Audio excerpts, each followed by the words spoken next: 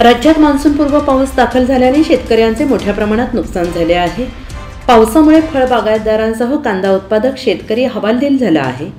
बाजारभाव मिळत नसल्याने शेतकऱ्यांनी शेतातच कांदा साठवून ठेवला।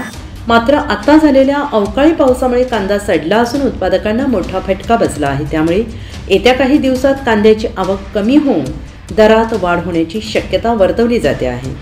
अवकाळी पावसामुळे कांदा उत्पादकांना फटका।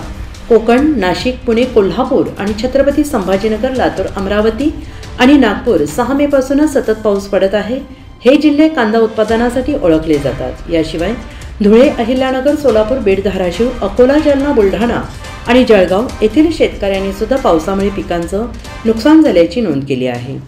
कांद्याच्या दरात वाढ होण्याची शक्यता। मार्चपूर्वी कापणी केलेल्या शेतकऱ्यांना चांगले उत्पादन मिळाले, परंतु एप्रिल किंवा मे पर्यंत वाट पाहणाऱ्यांच्या पिकांवर आधी अतिउष्णतेचा नंतर पावसाचा परिणाम झाला। दरम्यान 20 मे पर्यंत लासलगाव बाजारात कांद्याची सरासरी किंमत प्रति क्विंटल 1150 रुपये होती।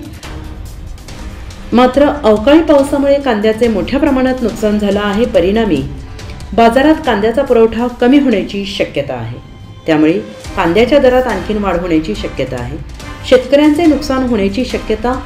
महाराष्ट्र हा देशातील आघाडीचा कांदा निर्यातदार आहे। नाशिक हे देशातील सर्वात मोठे कांदा उत्पादक क्षेत्र आहे। दरम्यान 2024-25 मध्ये 2,90,136 हेक्टरवर कांदा पिकाची लागवड करण्यात आल्याची माहिती आहे। आणि महत्त्वाचं म्हणजे कांद्याचे भाव वाढल्यानंतर सरकार निर्यात शुल्क, किमान निर्यात किंमत आणि निर्यातीवर बंदी घालून त्यावर नियंत्रण ठेवण्यासाठी पावलं उचलतं, ज्यामुळे शेतकऱ्यांचे नुकसान होते।